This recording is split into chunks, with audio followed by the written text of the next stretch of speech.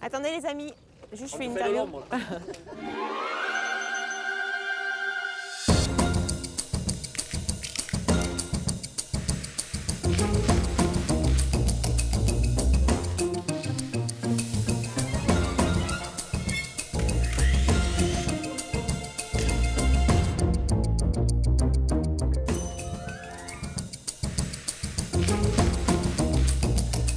Mon état d'esprit, il est forcément positif. Positif parce que quand Nathalie Côté m'a parlé de l'émission il y a 3 ans, j'avais très envie de la faire. Voilà, pour moi, les artisans, les gourmands, ceux qui aiment la vie, les bons vivants, ça fait partie de mon univers et ça me ressemble. J'aime bien me balader en France, j'adore les régions, j'adore l'artisanat local, j'aime aller chez les maraîchers, chez les apiculteurs, pouvoir voilà, découvrir toutes les richesses de nos pays. Donc oui, bien sûr que je découvre, mais je découvre surtout une manière de marier en fait les produits, les aliments, les épices, les saveurs.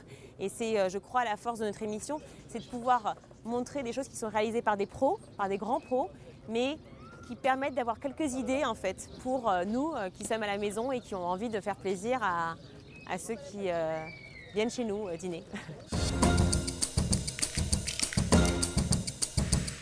C'est toujours esthétique en fait, c'est toujours élégant la pâtisserie. On arrive avec la farine, des œufs, du sucre, du chocolat à faire de vraies merveilles et on plaît aux plus jeunes comme aux plus âgés. Au fur et à mesure des émissions, j'ai appris plein de choses et donc le gâteau au chocolat que je faisais de manière assez basique au départ, forcément a pris toute une autre tournure, une autre forme aujourd'hui et j'avoue qu'il est pas mal.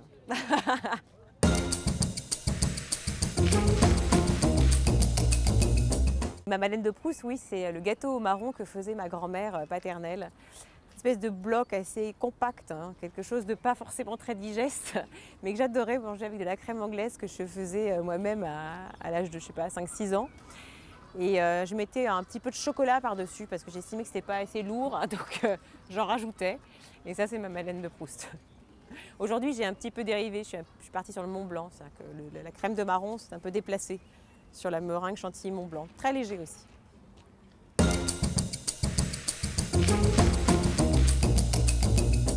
Ma première attente, c'est celle de découvrir le prochain grand pâtissier, susciter à nouveau des vocations parmi les jeunes pâtissiers aujourd'hui pros, et puis aussi passer un bon moment tous ensemble et pouvoir découvrir plein de choses, des recettes, des trucs, des astuces. Lequel est le plus gourmand, je ne sais pas. En tout cas, il y en a un qui se jette clairement sur chaque pâtisserie avant les autres, c'est Christophe Michalak. Voilà, il ne laissera pas la place à quiconque n'est pas aussi rapide que lui. Oui, oui, moi je grappille sérieusement même. Oui. Je dégaine toujours des cuillères façon Lucky Luke lorsque je suis soit avec les pâtissiers lorsqu'ils travaillent, je goûte à peu près tout, soit après, pendant la dégustation.